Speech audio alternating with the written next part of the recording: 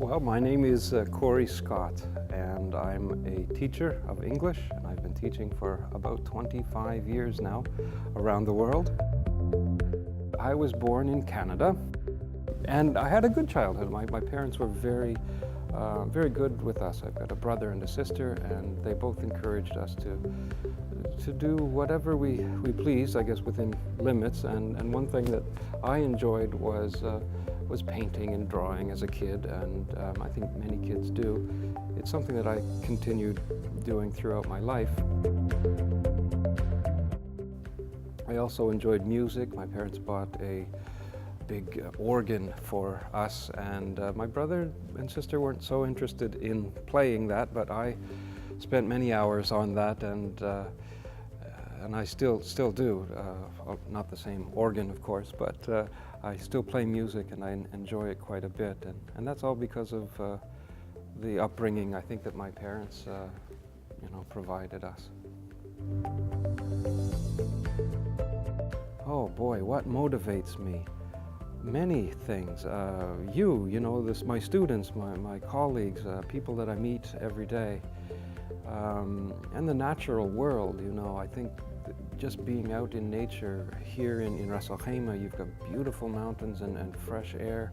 I love going up to Jebel Jais, for example, and just recharging, with nature. I'll tell you a story. I went to the New Year's Eve fireworks display in Al Hamra recently, here in the UAE. And it was amazing. There were cars lined up all along the side of the road looking over the shore, and at midnight all of these fireworks went up, and it was absolutely astounding. But the next night, my wife and I were just walking along the same shore. No sound, no crowds, just this amazing sunset. And I thought to myself, mashallah, this is much better than anything that we humans and mortals can ever hope to produce. When my first child was born, Nathan, I had a lot of free time on my hands. So I started writing these stories. My father-in-law, he said, what are you doing? And I said, well, I'm just writing some stories. So I shared them with him, and he said, oh, these are great. You should get them published. I contacted someone online. I found there was a website called Colombian Illustrators, or Ilustradores Colombianos. And I went down the list, and I found many different artists. But the one that I chose that I thought matched the kind of stories that I had written for Nathan, for my son, or for anyone else to enjoy, happened to live in the very same city in Colombia, just by complete chance. And I said, would you be interested in maybe illustrating some of these works? And I sent him off 12 stories, I think.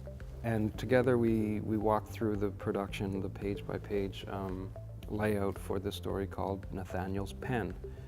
And over the course of, I guess, 6 or 8 months, I was living here in Ras Al Khaimah, and he was in Colombia. But again, with technology, we had our project going pretty well on a daily basis. And then later we published with a company called Chicamocha Press, which is just self-publishing organization. So that's how I got started.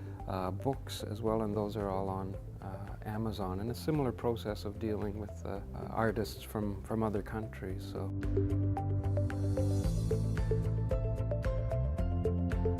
I think anything can be a major obstacle or challenge if you think it is. Oftentimes it's just a matter of mindset, and the biggest challenge is to sort of see a difficult time as an opportunity, right? They often say that one closed door is an opening to the universe, or there are unlimited opportunities when one particular one is cut off. Yeah, I don't think I've had too many obstacles. I often think I've had a blessed life, really, thankfully.